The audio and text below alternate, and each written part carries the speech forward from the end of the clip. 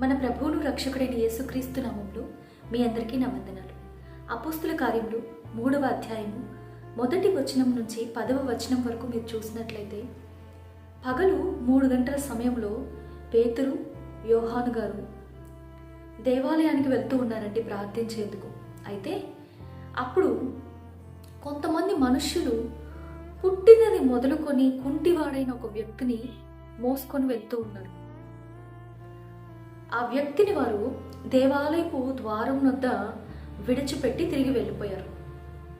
ఆ కుంటి వ్యక్తి ఏం చేస్తున్నాడు అని చూసినప్పుడు అతను భిక్ష అడుక్కునేందుకు అక్కడ ఉంచబడినట్టు మనం గమనించగలుగుతాం. ఎప్పుడైతే ఈ పేతురు, యోహాను గారు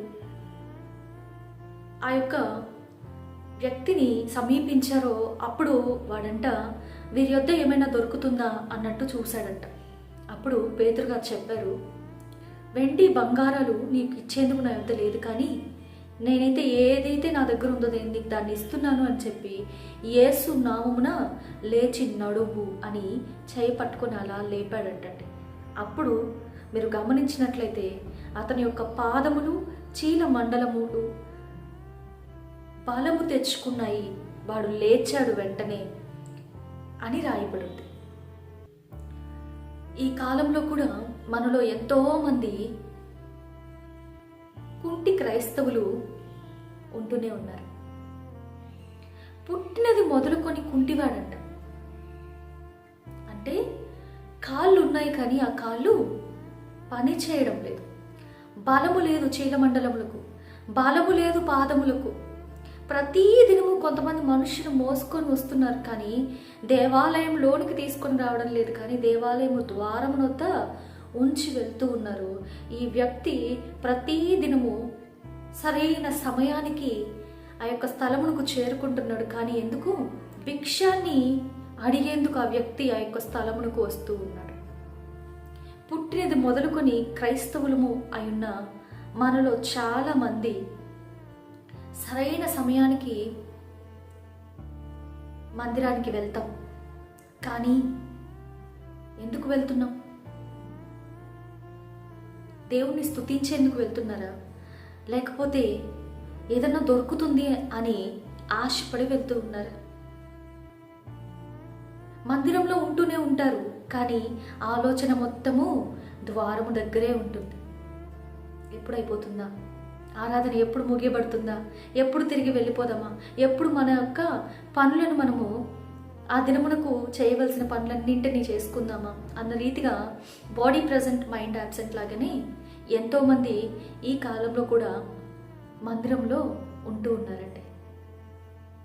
మందిరానికి వచ్చేందుకు అసలు ఇష్టం లేదు, ఎవరో ఒకరు మోసుకొని రావాలి, తోసుకొని రావాలి, లేక ఏదో ఒక సమస్య, ఏదో ఒక బాధ మోసుకొని రావాలి, తోసుకొని రావాలి. ఒకవేళ ఆ వ్యక్తులు ఆ దినమున తోయకపోతే, మోసుకోకపోతే తనంతట తాను వచ్చే శక్తి తన యొక్క పాదములకు లేదు. ఒకవేళ నువ్వు కూడా ఈ కుంటి భిక్షగాడు వలె ఉన్నావా? ఒకమారు మిమ్మల్ని మీరు పరిశీలించుకుంటారు.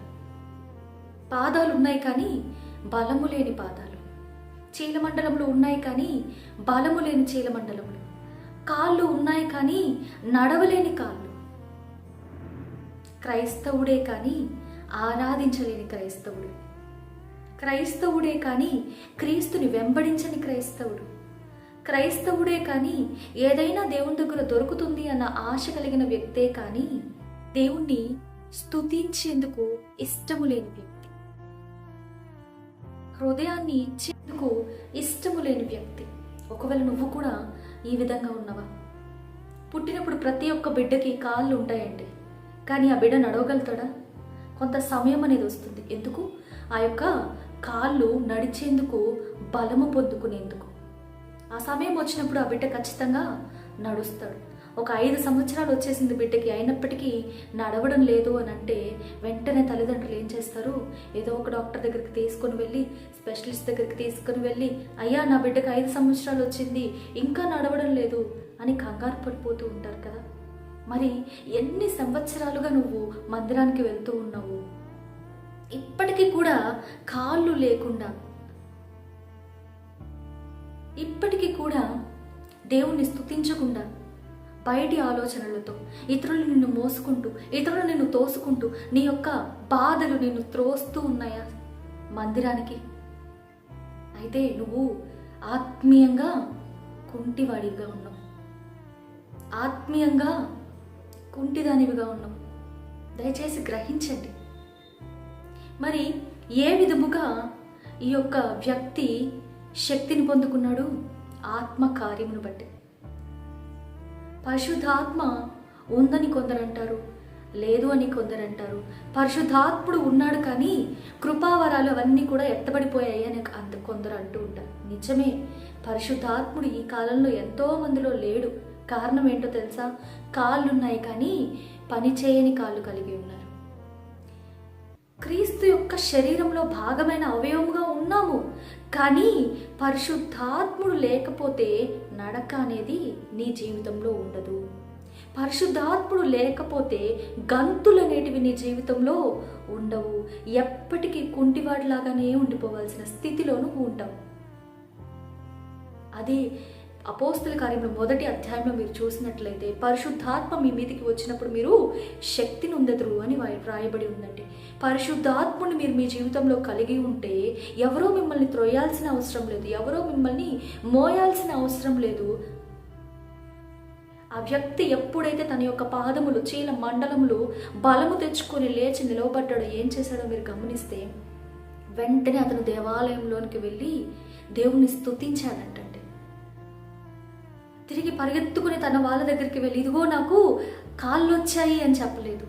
అప్పటి వరకు ఒకవేళ తన దగ్గర ఆ చిల్లర ఏదన్నా ఉందేమో, ఆ యొక్క భిక్షము, ఆ భిక్షమును వెంటనే కలెక్ట్ చేసుకోలేదు అతను వెంటనే ఏం చేశాడు?